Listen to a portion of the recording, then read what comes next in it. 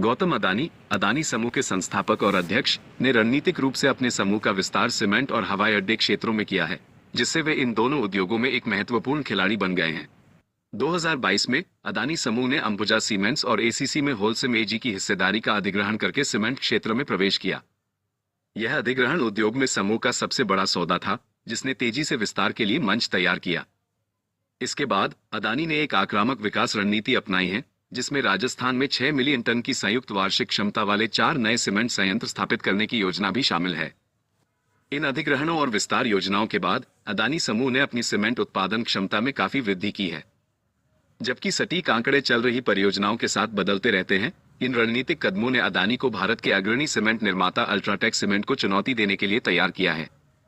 समूह की बाजार हिस्सेदारी तदनुसार बढ़ने की उम्मीद है, हालांकि सटीक प्रतिशत उद्योग की गतिशीलता और आगे की क्षमता वृद्धि पर निर्भर करते हैं। सीमेंट उद्योग में अदानी की रणनीति समेकन और विस्तार के इर्द गिर्द घूमती है। अंबुजा सीमेंट्स और एसीसी जैसे स्थापित खिलाड़ियों का अधिग्रहण करके समूह ने तेजी से एक महत्वपूर्ण पैठ बनाई है। पेन्ना सीमेंट और सांघी इंडस्ट्रीज जैसी अन्य अधिग्रहित इकाइयों के साथ इन संस्थाओं के विलय की योजना का उद्देश्य संचालन को सुव्यवस्थित करना और दक्षता बढ़ाना है। इसके अतिरिक्त हीडलबर्ग मटेरियल्स के भारतीय संचालन के अधिग्रहण में समूह की रुचि बाजार उपस्थिति का विस्तार करने की उसकी प्रतिबद्धता को रेखांकित करती है।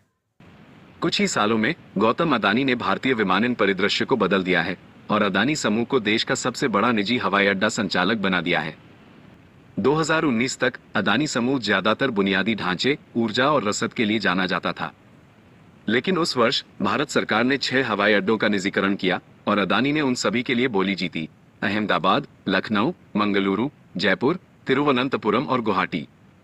यह एक बहुत बड़ी योजना की सिर्फ शुरुआत थी। 2021 में अदानी ने अपना सबसे साहसिक कदम उठाया: मुंबई अंतर्राष्ट्रीय हवाई अड्डे का अधिग्रहण। जीवीके समूह की हिस्सेदारी में नियंत्रणकारी हिस्सेदारी खरीदकर अदानी ने भारत के दूसरे सबसे व्यस्त हवाई अड्डे पर कब्जा कर लिया, जो सालाना 50 मिलियन से अधिक यात्रियों को संभालता है। इस सौदे ने अदानी को निर्माणाधीन नवी मुंबई हवाई अड्डे का स्वामित्व भी दिया, जो हवाई यातायात को कम करने के लिए एक महत्वपूर्ण परियोजना है। अपने पोर्टफोलियो में मुंबई के साथ अदानी हवाई अड्डे अब 8 प्रमुख हवाई अड्डों को नियंत्रित करते हैं, जो भारत के हवाई यातायात का 25% संभालते हैं। अदानी का लक्ष्य इन हवाई अड्डों को आधुनिक यात्रा केंद्र में बदलना है। 3 प्रमुख क्षेत्रों पर ध्यान केंद्रित करना: यात्री अनुभव में सुधार, गैर एरो राजस्व जैसे खुदरा और आतिथ्य में वृद्धि, और स्मार्ट तकनीक के साथ हवाई अड्डे के बुनियादी ढांचे को बढ़ाना। हालांकि अदानी का तेजी से विस्तार विवादों से रहित नहीं रहा है। आलोचकों का तर्क है कि इतने सारे हवाई अड्डों को एक कंपनी को सौंपने से प्रतिस्पर्धा कम हो जाती है। अन्य लोग सवाल करते हैं कि क्या अदानी समूह, जिसके पास पहले हवाई अड्डे प्रबंधन में कोई अनुभव नहीं था, इन महत्वपूर्ण बुनियादी ढांचों को प्रभावी ढंग से संभाल सकता है। चुनौतियों के बावजूद भारत के हवाई अड्डों के लिए अदानी की दृष्टि महत्वाकांक्षी है। 2040 तक भारत में सालाना 1 अरब से अधिक हवाई यात्रियों की उम्मीद है और अदानी खुद को इस विकास के केंद्र में स्थापित कर रहा है।